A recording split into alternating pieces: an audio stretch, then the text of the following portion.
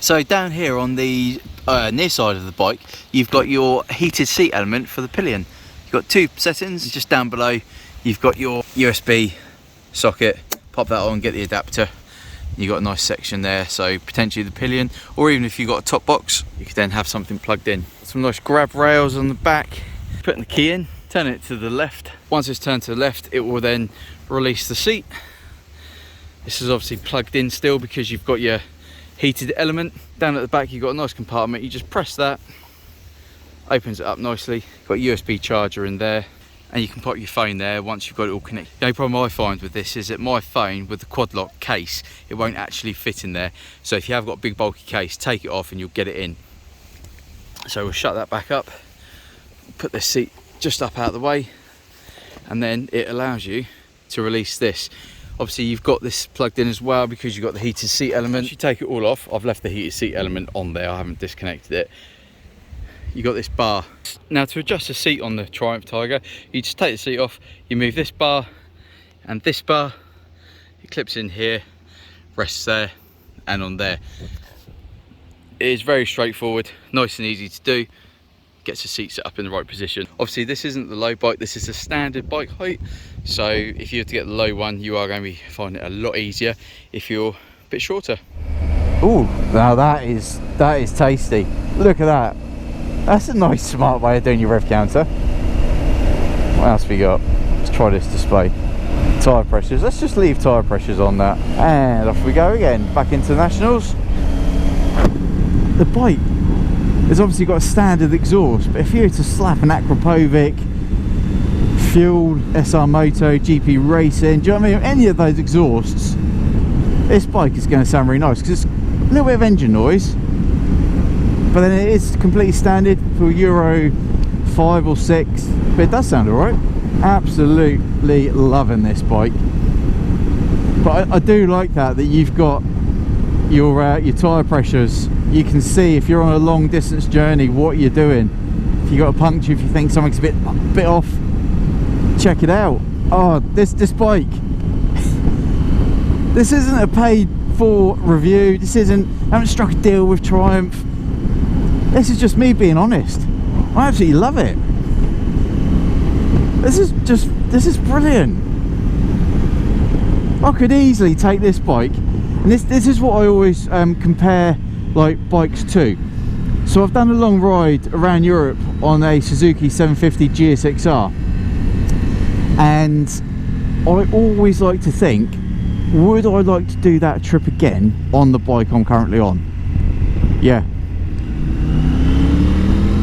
Open it up on the quick shifter, brilliant, because the Triumph Tiger has got that usable friendly power that is going to make life so much easier to do overtakes, touring.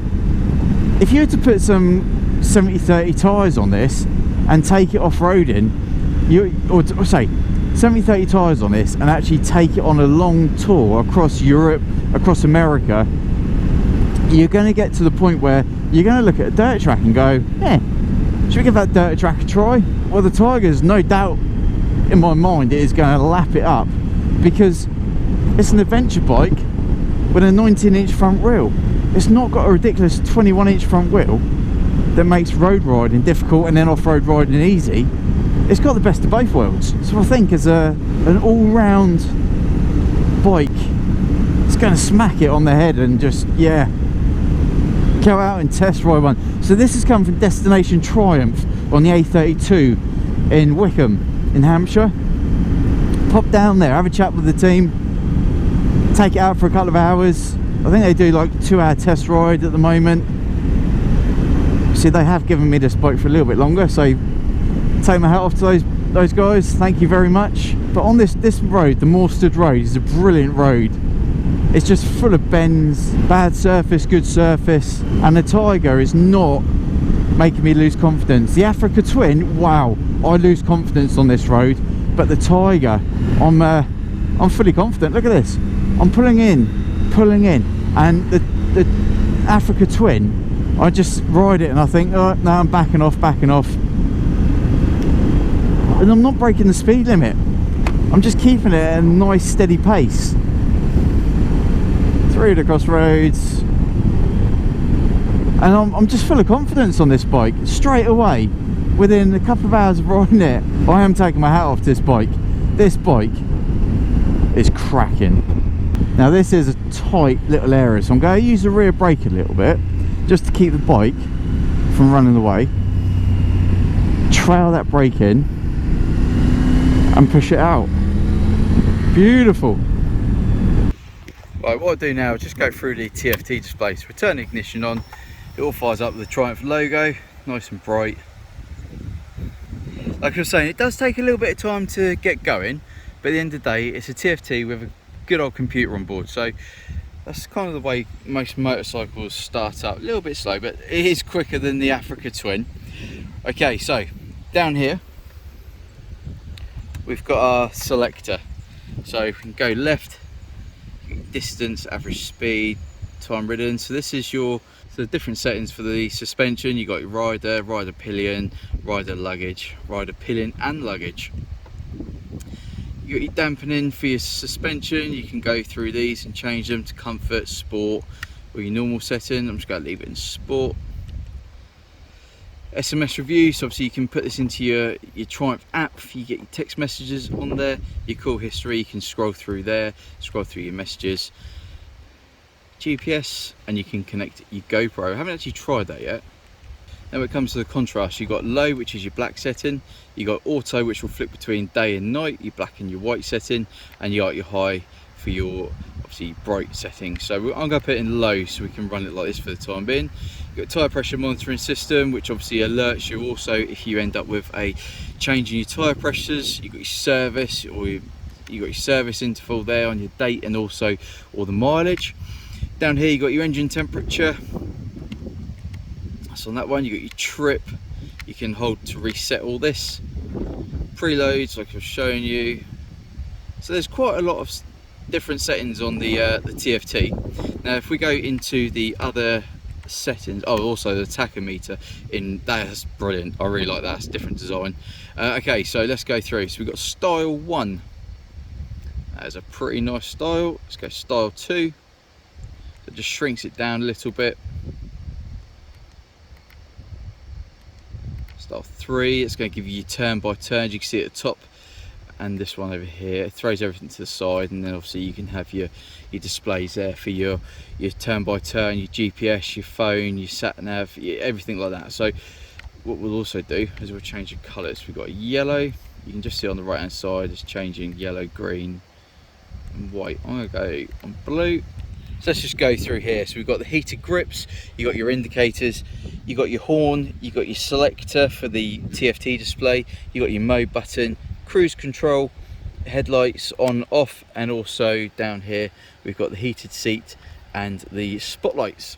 Over on the off side we've got hazard light, kill switch, and also the home button. You press the home button and it will just bring this back to more menus. Looking at the bike in a bit more detail, we've got access to the fans down here, just behind the fairings. What I would like to do if this was my bike is get some crash protection on it, make it look a little bit more sporty, a bit more off-roady sport, so you've got that protection, because let's face it, you're probably going to drop your bike, most people do, so that little protection is going to save you a hefty bill from Triumph, getting your bike back up into its nice condition. It's all LED lights, we've got LED indicators, we've got LED headlights, and moving round to the rear we've also got LED tail light, which is on at the moment, and the indicators. Got good mudguard protection there. Looking underneath, it's got a nice area for the travel on the rear suspension, so the bike can get right up, the wheel can get right up into there. This is nice and easy to move for the pillion, and you know when you're back into your off position because it's just a rocker switch, 3 positions, very simple setup. But again, the Triumph Tiger 900 GT Pro is a fantastic motorcycle. Anyway, let's get back on it and take it out for a ride. Now when it comes to the Marzocchi suspension, the front is ridiculously light. It is so smooth. I mean, I'm going over bumps that I have felt before, and I'm in, I wouldn't say pain, that's a lie. You can really feel them. And with the Marzocchi front, it is unbelievably smooth, brilliant. The front brakes, coupled up with that Brembo front disc, are really sharp and responsive. Again, as you can see, with the TFT display now showing in its dark mode, it looks really nice. I actually prefer that than I do in its bright mode. It looks really nice, and with the blue settings as well, that really sets it off nicely. The tyres as well, they're really good. They handle lovely. I've not had any slippage when the weather was when the ground was a little bit damper earlier. The rear tyre comes in at a 150/70 17-inch rim. You got the Metzler Torrance next tyre, which at the moment I found a very good bike. I've also got a centre stand, a standard. I think the engine design on the Tiger with the 3-cylinder is just really nice. Got nice exhaust exposed there. If you change it over for a real nice system, you're going to get some nice looking pipes there. Obviously standard is standard, I can't comment too much on that. But as far as aesthetics go, this bike absolutely looks the business. That blue reflecting lovely in the sunlight, and the front is a 100 by 90 19-inch again, like a lot of the adventure style bikes have. Spotlights come as standard on the GT Pro model. I'll show you how to operate those. So with the ignition on, you're going to slide the switch down here to its down position. You then press the fog light button there, and it activates the fog lights. Gives a nice view from the front. Still got a daytime running light, but then if you turn them off, pull the switch back up, the fog lights go off, headlight goes out, and you got your daytime running glow there. I think I personally prefer it with the spotlights on. So I've had the bike out with me now for the whole day, and what do I think of it so far? It is incredibly comfortable. I've really got to, I mean, the way Triumph designed this seat, the seat has not given me any aches or pains whatsoever. It is fantastic. You could definitely take this bike on a long journey and not feel the need to want to get up and stretch, because you're not going to get a dead backside. Well, I certainly haven't. What else we got? So the leg positions, again, they're really comfortable. I'm not getting any cramps or pains in my legs through the seating position. The bike gives amazing wind protection. I'm not struggling with that at all. It's quite a windy day, to be honest, and yeah, I'm not finding it a problem. The suspension, that is it, well, at the moment it's in sport mode for the suspension. I did flick it into comfort earlier, and even in sport mode the bike is so soft. So if you do buy this bike to do a little bit of off-roading and also a lot of commuting, touring, you're not going to have a problem with suspension. TFT is crisp. It is a lovely sharp TFT display, gives you all the information and more. It looks amazing as well. I think the way Triumph have styled this, they've made it look from when you look at the bike quickly, it looks like a proper beefy off-road motorcycle. Obviously it's got its bigger brothers, the 1200 GT Pro and the 1200 Rally Pro, which make this bike look tiny. However, in its own right, this is brilliant. The throttle was lovely and smooth. I haven't really found anything I don't like about this bike so far, and I know a lot of you are probably going to think that's just me being sucking up to Triumph, but I generally can't think of anything I don't like about this bike. Modern motorcycles just get better and better. Every time a new one comes out, it's better than the last one the company produced, and Triumph are doing that. This is a brilliant motorcycle. If you've ever considered getting a 900 Triumph Tiger GT Pro, take it out, get it out there, have a good ride on it. I would be amazed if you turn around and said, I don't like this bike. Even something simple like being able to adjust the windscreen on the go, that's so handy. Why couldn't Honda have done something like that? The Africa Twin, just put it up. No, They make you want to stop, adjust it both hands. Nah. Triumph, user friendly, job done. The 19-inch front wheel is really comfortable to go round. Let's just go around this roundabout. Let's go round. I'm just going to bring it in. Look at that. I mean, I'm not touching the clutch, not touching the back brake. Yet with the Africa Twin, clutch, back brake, all over the place, because it just doesn't like doing things. But the Tiger, nah, the problem. It's got good road presence as well. Since I've been out, popped into a cafe, and a few people have really looked at this bike. You just see them checking it out. It just looks, it really does look nice. Let's change the mode. Let's go to, what should we go to? We'll go to rain mode. So you don't actually have to press the select button. You can just move onto the new mode that you want. Off the throttle, or close the throttle, open the throttle, and it will be selected. So again, this just changes the whole ergonomics of the bike's setup. Cruise control, let's just pop that on, set that, set it. There we go, cruise control set, nice and easy. You can see it set down there by the indication. And again, roll off, roll it forward. Now I do keep using the clutch to change gears. Now the reason is, like I said earlier, I just find it a smoother way of changing gears. The quick shifter works absolutely fine, and it's not an aggressive downshift. I just find it a little bit more controllable. Opening it up in rain mode. Again, no dramas there. Let's pop this into road mode, close the throttle, open the throttle, pull away, boom. Now, as I was saying before, I see a lot of YouTubers reviewing videos, reviewing bikes, and they will say, oh look, if you put it into 6th gear, pull away at 30 miles an hour, it chugs away, it doesn't like it. Of course it doesn't like it. Vehicles have gears for a reason. Now what I'm not going to do is put it in a high gear, go low, or go slow, and then pull away. You're going to set yourself up for the gear for what you want. So the Tiger is absolutely brilliant when you select the right gear. I'm not going to try 6th gear at 30, it's just stupid. So that's enough of a rant.